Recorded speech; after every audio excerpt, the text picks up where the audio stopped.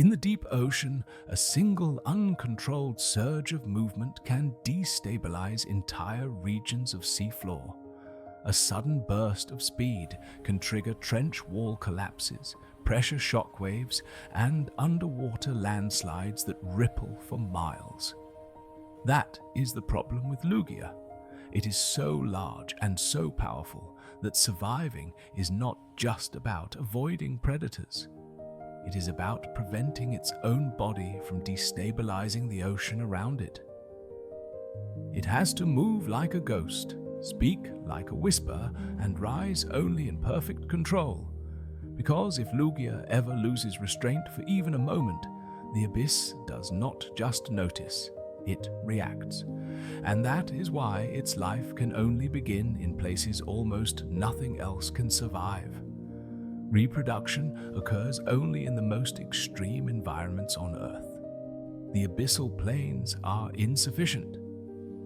Lugia seeks the hadal zone, the deepest oceanic trenches and active subduction zones where tectonic plates grind beneath one another. Here, at depths exceeding 10,000 meters, the pressure reaches over 1,000 atmospheres. Absolute darkness prevails. Temperature hovers just above freezing. These conditions are not obstacles to reproduction. They are requirements. The developing embryo is extraordinarily sensitive to environmental fluctuation. Even minor pressure changes or light exposure during early cell division can prove fatal.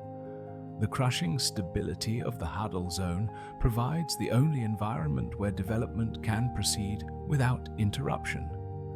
Thermal vents along subduction boundaries offer additional protection, creating localized pockets of chemical stability and consistent temperature.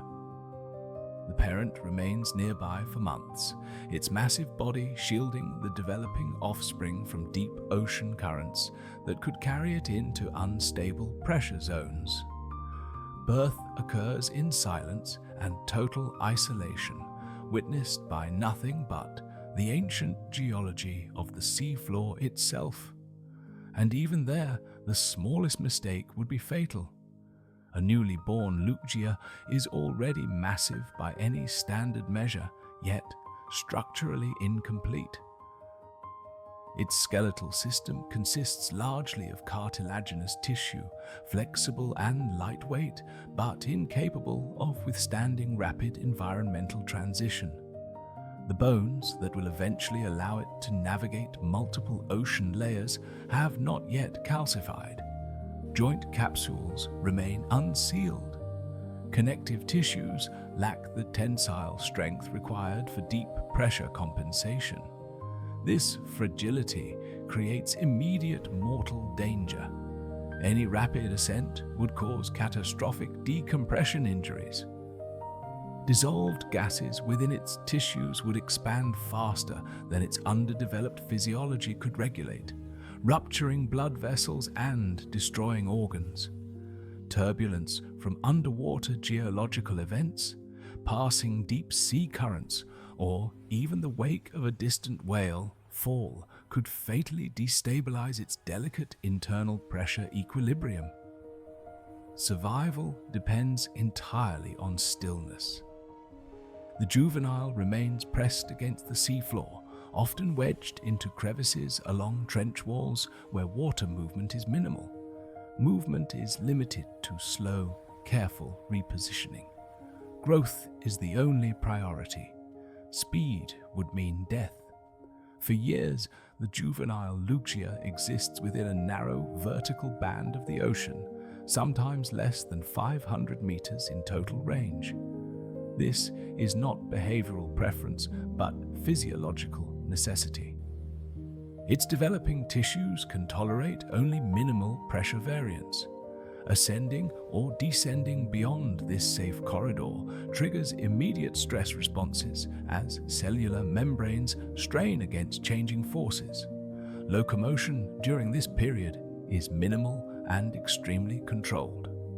The juvenile uses only the smallest possible fin movements, generating thrust without creating turbulence that could destabilize nearby water columns or attract attention. It feeds opportunistically on whatever organic matter drifts into its pressure band, primarily marine snow, the constant rain of decaying material falling from productive zones far above. Active hunting is impossible. The energy expenditure required to chase prey would demand movement speeds its fragile skeleton cannot support. Growth occurs slowly, measured across decades rather than years. Each increment of bone density, each percentage increase in connective tissue strength marginally expands the survivable pressure range. The ocean above remains forbidden territory, visible only as a distant gradient of imperceptibly lighter darkness. Reaching it would require a body the juvenile does not yet have. The transition from fragile juvenile to pressure-resistant subadult occurs through decades of continuous structural reinforcement. Cartilage gradually mineralizes into dense bone tissue, incorporating calcium and phosphorus compounds extracted from consumed organic matter. This process follows a precise anatomical sequence. The vertebral column hardens first, providing core structural integrity. Rib analogues and pelvic supports follow, creating a rigid central frame. The skull plates fuse and thicken last, protecting the brain from compression damage during eventual depth transitions. Joint reinforcement proceeds in parallel. Capsular ligaments become denser and less elastic, preventing dislocation under pressure differentials. Specialized locking mechanisms develop within major joints, allowing them to fix rigidly in position during rapid pressure changes rather than flexing and failing. Connective tissue throughout the body increases in collagen density, reducing the micro tears that plague younger individuals. By late adolescence, the skeletal system can withstand pressure transitions that would have been instantly fatal years earlier.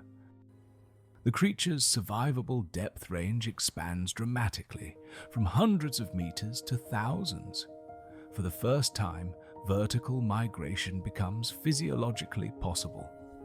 The upper ocean, unreachable throughout childhood, now lies within range, and with that access comes strength the environment itself may not tolerate. Physical maturation brings a new crisis. As muscular development reaches adult proportions, Lugia gains access to power output that exceeds anything else in the marine environment. Its wing analogues can generate thrust sufficient to propel its massive body at speeds approaching 200 kilometers per hour. Its tail can displace thousands of cubic meters of water with a single stroke.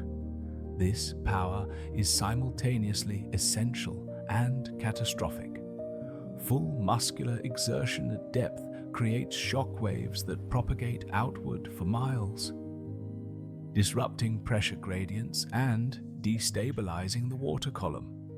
The acoustic signature alone can disorient or kill nearby marine life. At certain depths, rapid movement could trigger underwater landslides along unstable continental slopes or disturb sediment layers containing trapped methane. The environmental consequences of unchecked exertion would be devastating. The young adult must learn restraint before it can safely exist. Movement becomes an exercise in constant limitation. Fins move at fractions of their potential speed. Turns occur gradually over hundreds of meters rather than sharply. Vocalizations, once uninhibited, become carefully modulated to frequencies and intensities that minimize acoustic disruption. Power exists, but using it freely would transform the creature from an ocean inhabitant into an ocean destroyer. Adult Lugia physiology solves the power management problem through extreme metabolic suppression. Rather than maintaining the high energy throughput typical of apex predators, the mature individual operates on minimal caloric intake. Heart rate slows to only a few beats per minute. Core body temperature drops to near ambient levels. Oxygen consumption decreases by orders of magnitude compared to active marine mammals of similar mass. This metabolic lock-in serves multiple functions. Reduced energy requirements allow survival in the food-scarce abyssal environment where large prey items are rare. Lower internal heat generation eliminates thermal signatures that might attract attention. Most critically, suppressed metabolism removes the physiological drive toward high-intensity activity. Hunger becomes muted. The compulsion to hunt aggressively, which would require dangerous power output, fades. The creature exists in a state of perpetual conservation, moving only when necessary, feeding only when opportunity presents itself with minimal effort. Bursts of full power remain physiologically possible for emergency situations, but the metabolic baseline discourages their use. The body has been reconfigured to make restraint the default setting. Only then can Lugia begin moving through the ocean instead of being trapped within it. A fully mature Lugia can traverse the entire ocean column, from hadal trenches to surface waters, without physiological distress or environmental disruption. This capability requires decades of structural development and behavioral learning to achieve. Ascent and descent follow precise protocols that minimize pressure wave generation.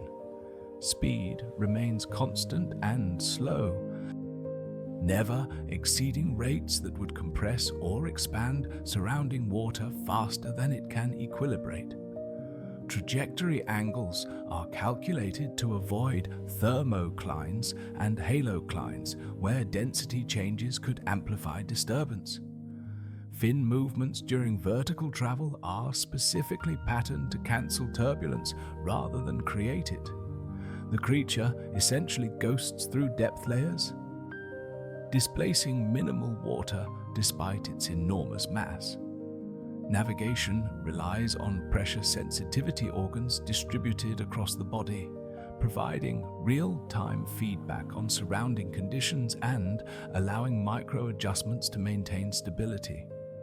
This layer mastery grants access to resources unavailable to depth-restricted species. It can feed in productive upper waters when necessary, then retreat to the safety and isolation of the abyss. The entire ocean becomes habitat rather than prison. But even controlled movement carries a cost when something this large exists. Adult Lugia maintain vast territorial separations, with individual ranges spanning thousands of square kilometers of ocean floor. This extreme spacing is not primarily about resource competition. Food requirements are minimal given suppressed metabolism. Territorial isolation exists to prevent cumulative hydrodynamic impact. Even carefully controlled movement generates some disturbance. Water displacement, pressure fluctuations, and acoustic emissions are unavoidable consequences of any motion by a creature of this scale. A single individual's impact remains within tolerable limits for surrounding ecosystems. Multiple individuals operating in proximity would multiply these effects, potentially crossing thresholds into habitat disruption. Communication between distant individuals occurs through extremely low-frequency vocalizations that propagate across ocean basins without causing damage. These calls convey location information, preventing accidental territorial overlap during migration. Direct encounters between adults are extraordinarily rare, occurring perhaps only during reproductive periods spanning decades. When such meetings do occur, both individuals reduce movement to absolute minimums, communicating through subtle pressure modulations rather than acoustic calls or physical display. Reproduction occurs only when environmental conditions across the deep ocean remain stable for extended periods. Seismic activity along subduction zones must be minimal. Deep water current patterns must be predictable. No major disruptions to abyssal ecosystems can be present or anticipated. These requirements are rarely met simultaneously, limiting reproductive events to intervals spanning decades or longer. When conditions align, the resulting offspring requires years of continuous parental protection. The adult remains in close proximity, using its body to shield the developing juvenile from current disruption and predatory deep-sea species attracted to the unusual concentration of organic matter. This protection period represents significant investment. The parent cannot feed effectively while maintaining guardian position, relying entirely on stored energy reserves and suppressed metabolism to survive. Failed reproduction due to environmental instability means decades of recovery before another attempt becomes possible. Population growth is extraordinarily slow by design, yet entire deep ocean systems quietly depend on the few that exist. Lugia is not merely an inhabitant of the deep ocean, it is a regulatory presence. Its controlled movements along trench systems influence deep water circulation patterns that distribute nutrients across abyssal plains. Its low-frequency vocalizations provide navigational reference points for other deep-sea species. Its feeding on organic accumulations prevents localized oxygen depletion events. Remove Lugia from these systems and subtle cascading failures begin. Nutrient distribution becomes irregular. Species dependent on stable acoustic environments lose orientation. Decomposition hotspots create dead zones. The creature's apparent inactivity masks constant essential influence over deep ocean stability. It exists not despite its power limitations, but because of them. Every adaptation that restricts its capabilities also enables its ecological function. Lugia is the guardian of the abyss, holding in balance an ecosystem humanity will never see.